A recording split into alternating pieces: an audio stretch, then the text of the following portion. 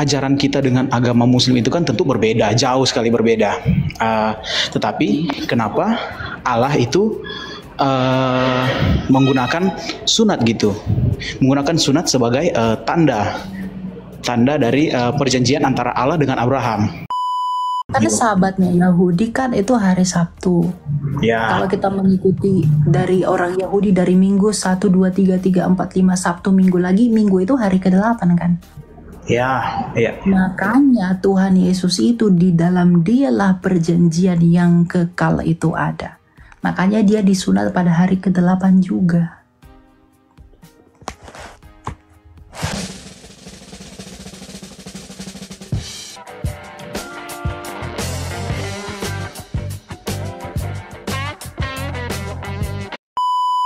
Dan memang kadangkala itu bertentangan dengan prinsip ketimuran yang adalah tempat lahirnya kekristenan di dalam budaya dan tradisinya. Gitu. Gitu ya, siapa namamu? Aduh. Chen. Kok nggak ada suaramu, Chen? Masih oke. Maaf Kak. Agak nge-lag tadi. Keren penjelasannya Kak. Keren. Oke, masih boleh nanya lagi gak Kak? Ya, satu lagi ya, ada banyak yang ngantri. Ini dalam Kejadian 17 itu kan merupakan covenant, janji antara Allah dengan Abraham. Covenant of people chosen kan Kak? Ya. Kejadian 17 itu aku mau kayak gimana ya, mau dibilang ajaran kita dengan agama Muslim itu kan tentu berbeda, jauh sekali berbeda. Tetapi kenapa Allah itu menggunakan sunat gitu, menggunakan sunat sebagai tanda dari perjanjian antara Allah dengan Abraham. Soalnya itu kan Kak ditulis dalam ayat keberapa itu ya Kak? Ayat 23. Itu kulit katan kan Kak. Nah, kulit katan itu kalau saya googling lagi itu ada persamaan seperti sunat yang dilaksanakan oleh agama Muslim gitu. Jadi mungkin bisakah penjelasan dari Kakak buat sedikit sharing kepada saya? Saya sebenarnya mahasiswa dari pendidikan agama Kristen Kak. Jadi pengen tahu gitu dari Kakak, kayak gimana? Kalau dikatakan kita punya kesamaan dengan orang Muslim, tentu itu tidak ada persamaannya ya. Ya, betul, tidak ada. Beda Persamaannya, karena tujuan kalau pertanyaan kamu tadi, kenapa harus sunat yang dijadikan sebagai tanda, kita baca di dalam Kejadian 17 ya. Inilah perjanjianku, kamu mute dulu ya. Inilah perjanjianku yang harus kamu pegang, perjanjian antara aku dan kamu serta keturunanmu, yaitu setiap laki-laki di antara kamu harus disunat. This is my covenant, which you shall keep between me and you, thy seed after thee. Every man child among you shall be circumcised. Nah, kenapa harus disunat? Janji Allah itu kepada Abraham, dia mau menjanjikan seorang keturunan yang datang dari benihnya Abraham. Maka itu ditandai dari keluarnya benih itu, yaitu sunat. Jadi kenapa harus dengan sunat dilakukan? Dan itu pun sunat itu pada usia 8 hari. Kamu tahu kenapa usia 8 hari? Karena 8 itu adalah angka kekekalan, yang artinya perjanjian Allah itu kekal dengan Abraham. Wih, 8 itu ini. Baru tahu, beneran baru tahu Kak, baru tahu. Tuhan Yesus itu kamu pikir bangkit pada hari keberapa? Sesuai dengan Alkitab dibilang pada hari ketiga. Iya, tapi sesungguhnya itu hari ke-8. Berdasarkan apa tuh Kak dibilang hari ke-8? Hitung aja ke belakang.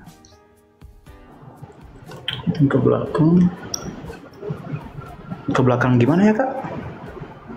Ya kalau dihitung itu kan hari ke-1. Kalau kita lihat dalam Yahudi kan Sabtu itu kan hari ke-7. Kalau dihitung lagi 1 ke Minggu kan hari ke-8. Karena Iya. sahabatnya Yahudi kan itu hari Sabtu. Ya, Kalau kita mengikuti dari orang Yahudi dari Minggu 1, 2, 3, 4, 5 Sabtu Minggu lagi, Minggu itu hari ke-8 kan. ya, ya. Makanya Tuhan Yesus itu di dalam dialah perjanjian yang kekal itu ada. Makanya dia disunat pada hari ke-8 juga. Gitu. Jadi kenapa disunat? Itu menunjukkan bahwa dari benihmu ini nanti Mesias itu datang. Buktinya dari mana? Bunda Maria yang dari dia inkarnasi firman itu berasal adalah dari Yehuda, keturunan Abraham, Ishak dan Yakub, dari benih Abraham. Maka baik dari Maria, baik dari Yosef, dia adalah Yehuda secara hukum. Karena Maria orang Yehuda, karena Yusuf juga dari Yehuda. Jadi kenapa harus disunat? Untuk menandai bahwa dari benihnya si Abraham inilah nanti janji itu diberi. Nah, kalau kita mulai compare dengan sunat dari teman-teman Muslim, apakah itu sama dengan sunat dalam iman Yahudi atau Yudaisme dalam hal ini? Tentu tidak. Esensi sunat dalam iman Muslim itu untuk apa? Dan itu dilakukan pada hari keberapa? Makanya sunat itu, karena baptisan itu adalah penggenapan sunat di perjanjian baru. Kalau sunat bisa dilakukan sejak usia 8 hari, makanya baptisan pun bisa dilakukan setelah usia 8 hari. Karena apa? Kita baca dalam Kolose 2 ayat 11. Kolose 2 ayat Yang berapa, harus Kak? kamu tahu tentang baptisan. Kolose 2 ayat berapa, Kak? Ayat 11. Kolose 2 ayat 11. Oke. Ayat mulai dari ayat Saya bacakan 9 ya. ya. Mulai dari ayat 9. Baca. Sebab dalam dialah berdiam secara jasmania seluruh kepenuhan kealahan, dan kamu telah dipenuhi di dalam dia. Dialah kepala semua pemerintah dan penguasa.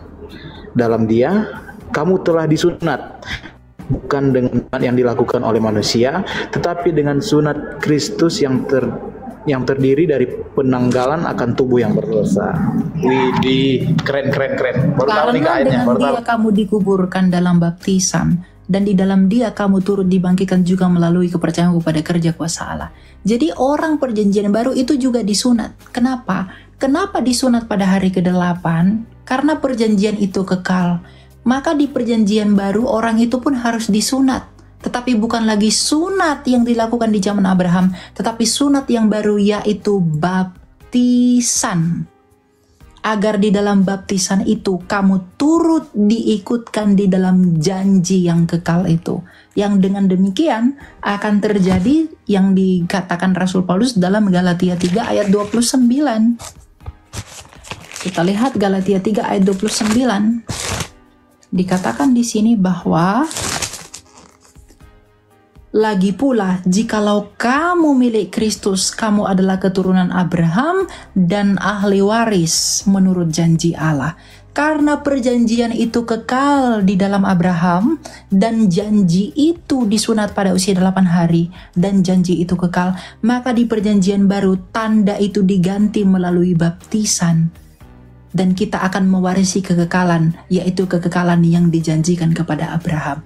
Maka oleh karena Kristus kita dibaptiskan, maka kita berhak menerima janji yang kekal itu. Maka kita pun diperhitungkan sebagai keturunan Abraham. Makanya dikatakan, kalau kamu adalah milik Kristus, maka kamu adalah keturunan Abraham. Kenapa kamu disebut keturunan Abraham? Karena kepada Abraham itulah janji yang kekal itu diberikan. Maka ketika kita milik Kristus di dalam baptisan, maka kita berhak menerima kekekalan janji itu oleh karena Kristus. Widih, keren. Jadi baptisan itu memang nggak boleh main-main. Orang Kristen tuh ya harus dibaptis, karena itu tanda kekekalan itu, misteri. Widih, keren. Baru dapat nih ayatnya di Kolose itu, Kak. Keren. Ya, ada lagi yang mau kamu tanya? Soal Alkitab sih, tapi masih mau nanya lagi teman-teman saya yang biasa sharing-sharing tentang Alkitab. Mungkin nanti bakal join lagi deh Kak. Oke. Kalau gitu. Cuma nanya tentang apa? Sebelumnya Kakak kayaknya S2 pendidikan agama deh. Kok gege banget. Saya baru 20 tahun. Latar belakang pendidikannya Kakak gimana nih? Kok bisa sekeren ini menghafal tentang Alkitab? Nanti saya bilang, nanti kau pikir saya baru 20 tahun dan saya tidak sekolah teologi. Saya belajar sendiri dan saya pun sekarang masih kuliah. Gitu. Samanya kita lagi kuliah juga. Iya, sama Kak. Jadi oke lah, makasih Kak. Oke ya. Oke. Makasih Kak, permisi. Bless.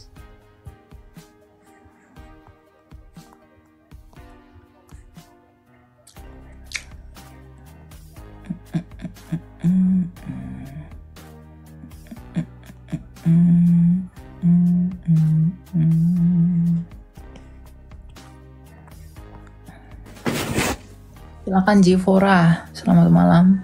Selamat malam. Ya, Selamat malam. Aku mau nanya tentang LGBT. Kalau sekarang kan udah. Jangan sebut istilahnya, nanti saya kena violation. Oh ya, sorry. Ganti aja istilah. Ganti dengan apa ya? Kaum yang kayak gitulah ya, Sodom dan Gomora.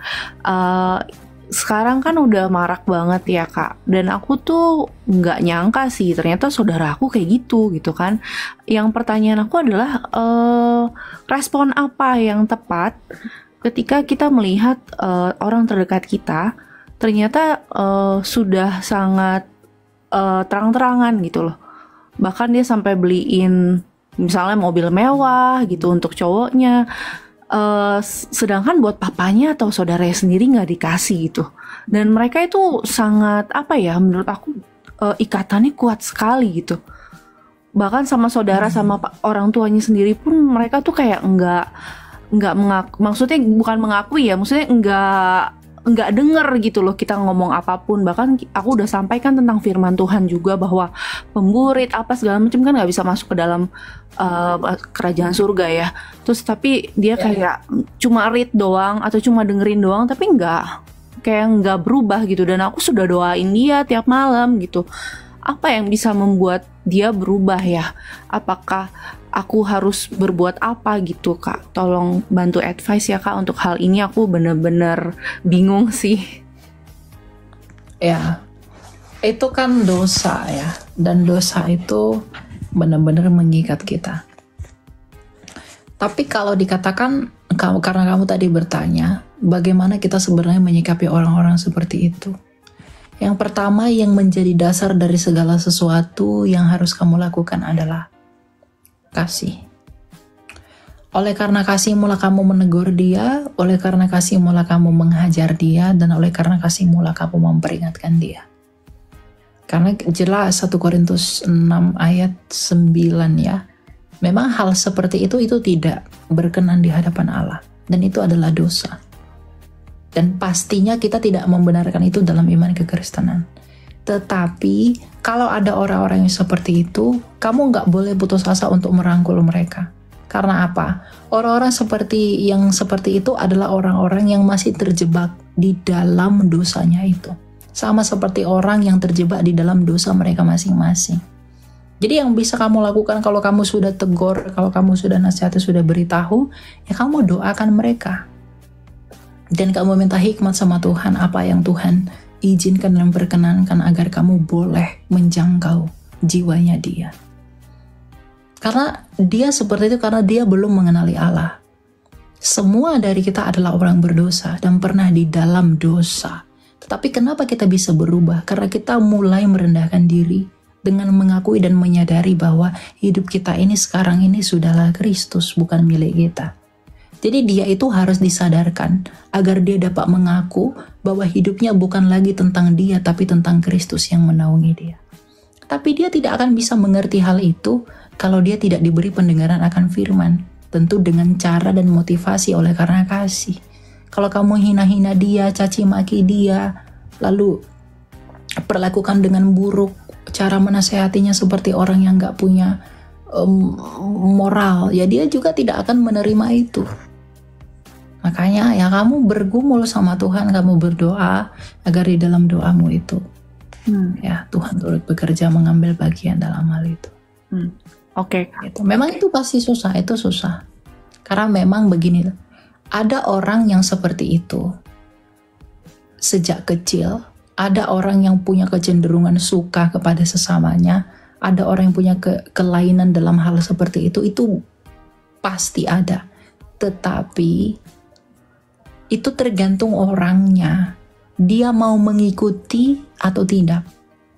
Justru kan katanya Alkitab berkata, perjuangan kita adalah melawan daging. Jadi kalaupun kita punya rasa suka, punya rasa tertarik kepada sesama, kita harus melawan itu dan jangan mewujudkannya sehingga kita berdosa. Kita harus lari dari keinginan-keinginan itu. Itu yang harus kamu kasih tahu sama dia. Karena kalau nggak begitu, kita nggak tahu kapan kematian itu datang untuk dapat menghajar orang seperti itu. Ingat loh, yang paling mengerikan itu bukan ketika Tuhan itu menghajar kita. Itu bukan ketika Tuhan itu marah sama kita. Yang paling mengerikan itu adalah ketika Tuhan membiarkan kita melakukan apa yang mau kita lakukan. Wow. Kita pasti binasa. Itu yang paling mengerikan. Jadi kamu harus menjadi tangan Tuhan untuk menjangkau dia. Dan kamu tanya Tuhan dalam doa, apa hikmat-hikmat yang Tuhan mau tambahkan sama kamu. Kalau kamu sungguh-sungguh mengasihi dia. Orang yang sungguh-sungguh mengasihi Allah akan dibukakan segala rahasia kepenuhan Allah. Tidak ada yang mustahil bagi dia kan? Ya, amin. Tapi Kak, dia kan sudah dibaptis ya Kak. Sudah pernah pelayanan juga di gereja gitu kan. Saya agak bingung juga sih, kok bisa udah pernah mendengar firman Tuhan gitu kan, kok bisa sangat-sangat melenceng jauh banget gitu, bahkan hilang gitu. Ya itu orang yang di gereja belum tentu dia adalah gereja itu sendiri. Justru yang paling hantu, yang paling banyak itu lebih banyak di gereja. Karena setan itu berusaha menarik orang-orang milik Tuhan. Kan tadi kita udah baca dalam Wahyu 12 perempuan dan naga. Naga itu berusaha memburu perempuan itu untuk membunuh anak laki-laki yang dikandung perempuan itu. Itu adalah simbol bahwa naga itu ingin memburu gereja dengan membinasakan orang-orang kudus yang dilahirkan gereja. Maka setan itu akan selalu mengganggu orang-orang kudus dengan memberikannya kecemaran agar binasa, sama seperti iblis itu akan binasa. Kita harus menyadari itu agar kita tahu bahwa kita tidak sedang di dalam hidup, kita sedang di dalam ambang kebinasaan. Kalau kita mengerti itu. Ya, orang-orang pria yang sering ke gereja pun belum tentu mengerti Alkitab. Orang yang sering ke gereja pun belum tentu mengerti firman Tuhan. Belum tentu kan? Pelayanan-pelayanan, do you know apa yang memotivasi mereka pelayanan? Apa karena mau cari panggung, agar dilihat orang, ingin mencari target, ingin mencari apa? You don't know. Meskipun mereka standing di dalam gereja without judging him, tapi itulah faktanya. Itulah nyatanya. Saya tidak mengatakan bahwa saya orang yang baik, saya tidak mengatakan saya orang yang sempurna. Tapi karena saya adalah pelayan Tuhan yang hina, ketika saya pergi ke banyak gereja menjumpai orang-orang yang mengaku yang adalah pelayan, ya memang motivasinya adalah ya untuk hal-hal seperti itu. Ingin tampil, ingin kelihatan. Makanya tak jarang yang mengakunya pelayan Tuhan pakaiannya tidak layak, yang perempuan, yang laki-laki juga begitu. Hanya ingin kelihatan fashionable, tanpa mengerti kesederhanaan Kristus seperti apa. Jadi pelayanan itu bukan melayani Tuhan, tapi sedang melayani apa? Melayani daging kita. Dan saya pun kadang lemah dalam hal itu. Saya pun masih kadang jatuh dalam dosa, tetapi kan tidak hidup lagi di dalam dosa. Jatuh di dalam dosa dengan hidup di dalam dosa itu dua hal yang berbeda. Orang yang sungguh-sungguh melayani Tuhan adalah orang yang membenci dosa itu. Ketika dia jatuh, dia tidak lagi mau di dalam. Sama seperti ayam dan bebek. Orang-orang yang sungguh-sungguh percaya Tuhan itu akan seperti ayam. Ketika dia jatuh ke dalam air, dia pengen keluar karena dia nggak suka air itu meskipun dia masih di dalam air itu. Dia benci sama air itu. Tapi kalau orang yang hidup dalam dosa itu seperti bebek. Ketika dia jatuh dalam dosa, dia akan berenang tidak mau keluar dari sana. Dia nyaman dengan hidupnya yang seperti itu. So, what do you think? Gitu aja sih. Jadi ya kita tuh nggak bisa menilai orang itu dari sampulnya. Dan saya pun nggak mau menghakimi saudara kamu itu. You have to know apa yang menyebabkan dia seperti itu. Apa yang membuat dia melakukan itu. Kamu harus tahu akarnya agar kamu berhikmat menyelesaikannya. Alasannya dia sih waktu itu dia pernah mengakui ya ke kita gitu. Dia tuh digituin juga sama salah satu paman kita gitu, om kita. Jadi aku kaget sih gitu. Oh, bisa ya gitu kan. Tapi maksud aku kan kita kalau udah terima Kristus, kita udah dewasa secara rohani, apakah dulu waktu masih kecil setiap dari kita atau aku sendiri pernah nggak dapat pelecehan? Pernah, tapi kan kita harus bisa mengampuni gitu kan, harus bisa ya udah kita mau move on, mau bangkit dari diri kita kan. Tapi dia tuh enggak, dia malah makin jatuh. Aku udah sering ngomongin dia gitu, dan aku sudah mengasihi dia banget Kak. Cuma kenapa dia tuh kayak manfaatin gitu, setiap kali aku mengasihi, memberikan dia, misalnya dia lagi butuh uang, aku kasih uang. Tapi ketika aku lihat dia ternyata beliin sesuatu buat cowok bahkan gitu kan, yang barang mewah, itu aku kecewa banget. Wah, selama ini dia bilang dia gak ada duit gitu. Jadi kebuka gitu kemarin. Jadi aku kaget banget dan aku kecewa. Aku marah sama Tuhan. Tuhan, kenapa aku udah sayang sama dia? Kenapa dia begitu gitu kan? Harusnya kan dia setidaknya berbuat yang bener lah gitu. Nggak usah bales budi, nggak usah. Yang penting tuh dia bener gitu loh. Kerja yang bener, beli rumah buat diri dia sendiri atau beri buat diri. Enggak, dia tidak mengasihi diri dia mengasihi orang lain. Jadi dia harta dia buat orang lain gitu. Aku sedih banget sih kemarin. Aku sampai saat teduh tuh sampai nangis-nangis tuh. Tuhan, gini banget, gimana? Justru kamu nggak boleh marah sama Tuhan. Itulah bebanmu, agar kamu memikul bebanmu untuk melayani Tuhan. Jadi ya anggaplah itu sebagai panggilanmu. Anggaplah itu sebagai pelayananmu. Kasihilah dia dengan segenap hatimu sampai kamu menemukan buah dari kasihmu itu, yaitu pertobatannya. Berdoalah dengan sungguh-sungguh. Harus sungguh-sungguh. Itu yang bisa kamu lakukan. Karena doa orang benar yang besar kuasanya, itu bisa menolong dia.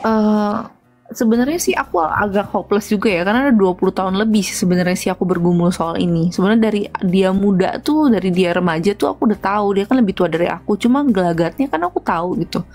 Itu aku udah doain dia gitu. Terus dari Abraham, maksudnya aku mikir kok udah lebih dari 20 tahun ini aku doain dia belum bertobat gitu loh. Gimana Kak? Sorry tadi putus-putus. Abraham menerima anak usia berapa tahun? Nuh menanti berapa lama? Makanya saya katakan anggaplah itu pelayananmu. Di dalam hal ini kesetiaanmu diuji. Jangan masalah dia akhirnya bagaimana, ya itu bukan urusanmu. Itu urusan dia dengan Tuhan. Tapi Tuhan sedang melihat apakah kamu tekun, apakah kamu setia. Sebagai orang yang mengaku mengasihi dia. Dalam hal ini kamu itu adalah alat untuk menolong dia. Dan kita lihat bagaimana pertolongan itu akan nyata atau tidak. Itu saja. Gitu. Ya. Oke Kak, kalau gitu. Yap. Thank you ya Kak. Oke.